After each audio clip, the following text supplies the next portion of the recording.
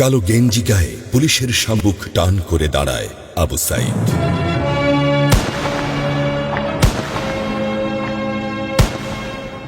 Police তাকে রক্ষা করার বদলে গুলি করে। ঠাস ঠুস কয়েকটা গুলির মধ্যে একটা গুলি লাগে তার কোমরে। খানিকটা ভাঁজ হয়ে যায় শরীর। সম্ভবত সে বুঝতে পারে নাই। ঘাড় ঘুরিয়ে কোমর দেখার চেষ্টা করে একবার, তারপর আবার আগের মতো আবার দুই হাত প্রসারিত করে সিনা টান করে দাঁড়ায়। ডান হাতে ছোট্ট একটা লাঠি। বিশ্ববিদ্যালয়ের প্রধান ফটকের পাশে বেশ কয়েকজন পুলিশ, হাতে রাইফেল, রাইফেলের তাজা গুলি, আবারও গুলির শব্দ।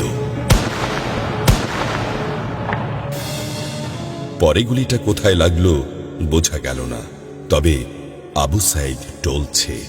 পড়বে পড়বে ভাব, কিন্তু সে সোজা হয়ে দাঁড়ানোর চেষ্টা করছে। গুলি খাওয়ার আগে ফেসবুকে তার শেষ পোস্ট ছিল, যতদিন বেঁচে আছেন মেরুদণ্ড নিয়ে বাঁচুন। সেজন্যই হয়তো গুলি খাওয়ার পরও সোজা হয়ে দাঁড়াতে চাইছিল, কিন্তু পারছিল না।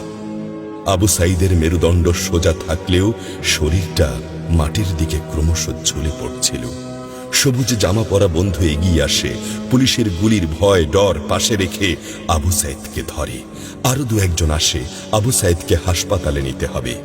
আবু সাইদ হাঁটতে পারছে না, শরীর ছেড়ে দিচ্ছে। 4-5 জন হাত পা ধরে শূন্যে তোলে। আবু সাইদ ঝুলছে আর রক্ত পড়ছে টপ টপ টপ।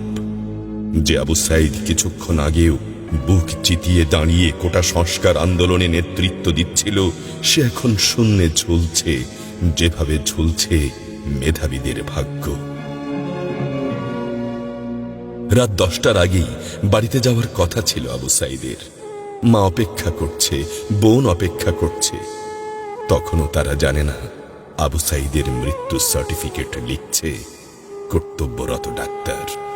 নাম আবু সাইদ, পিতা মকবুল, ঠিকানা বাবনপুর, পীরগঞ্জ, রংপুর। বয়স 25। মৃত্যু কারণ আগমনের সময় মৃত্যু।